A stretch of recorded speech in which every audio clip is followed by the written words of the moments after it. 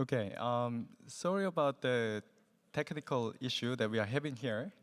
So somehow my laptop doesn't project to the video, so I am realizing that I have to do this without the slides. The good thing is, fortunately, I uploaded my slides to the schedule, the shed.com. If you go to the session, yeah, you probably be able to access the slides, but yeah, I will just have to do it without the slide. So please bear with me. Let's see how it goes.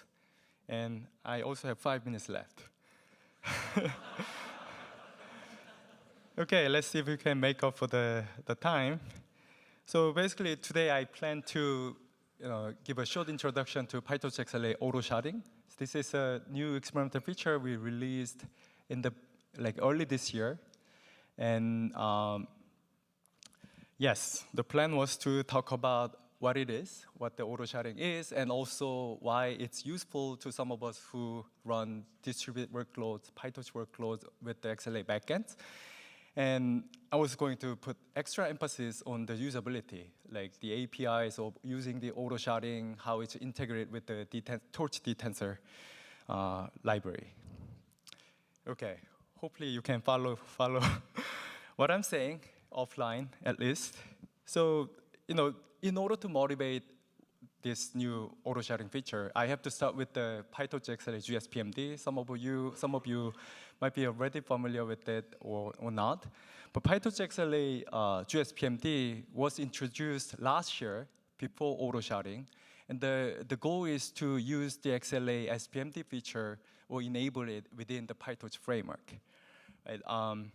I have a nice example to walk through, but to illustrate how easy it is to use GSPMD style sharding in PyTorch program, suppose that you have tensor matrix multiplication, right? Normally, if you want to run that computation with multiple devices, you have to shard, right? You have to partition your tensor, place your shards onto different devices, and also, maybe do the collective communication, like all gather your partitioned tensor to a single device so you can do the multiplication with the other input, which might already reside on the same device, right?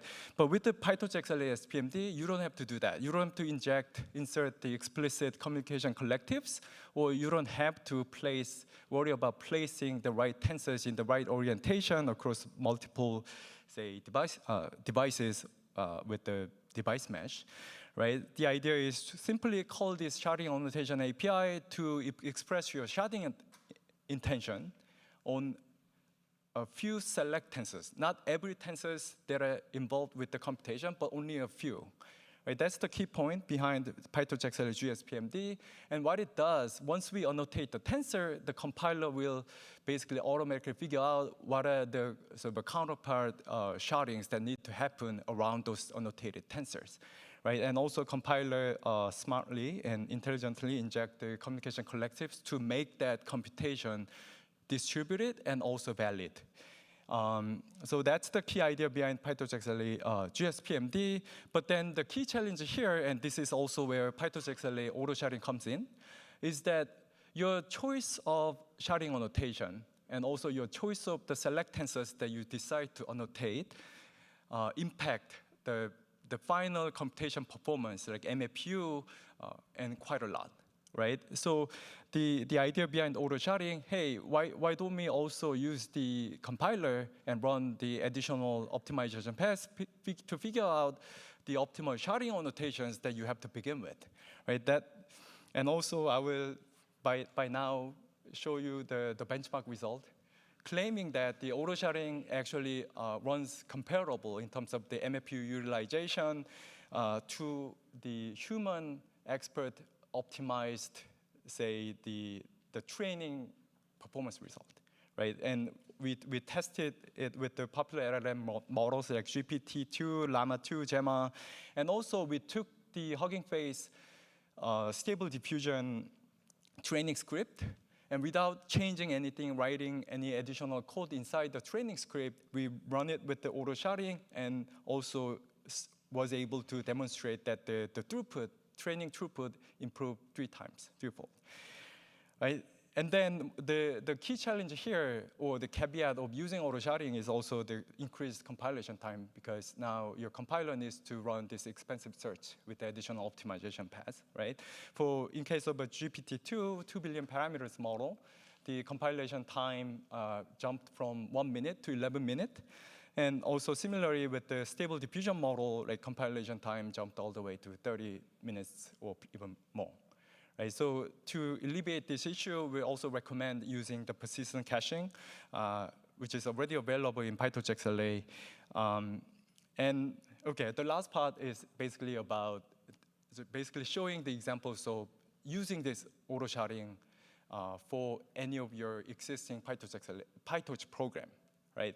There are 3 ways that we are testing. One is simply enable auto-sharding with the environment variable called XLA Auto SPMD. You set it to 1, and you run your script, and it actually gets distributed and run on your XLA backend devices. The other way is, if you prefer more programmatic way, then you can also call our PyTorch XLA SPMD API within your PyTorch program. And the last way, more blessed way, would be using the dtensor API GSPMD module with the auto policy that we introduced along with our sort of experimental auto-sharding feature.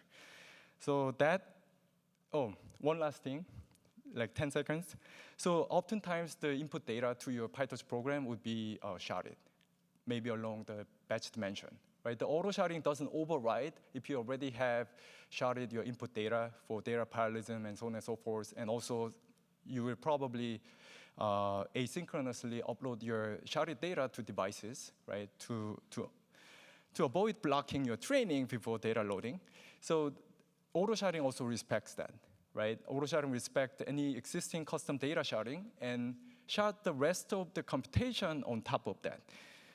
Okay, and that's it. And if you refer to the slides, I added a number of reference links, and which also include the example tutorial sort of a Git repository generating the result I was going to share. But that's it. That concludes my talk.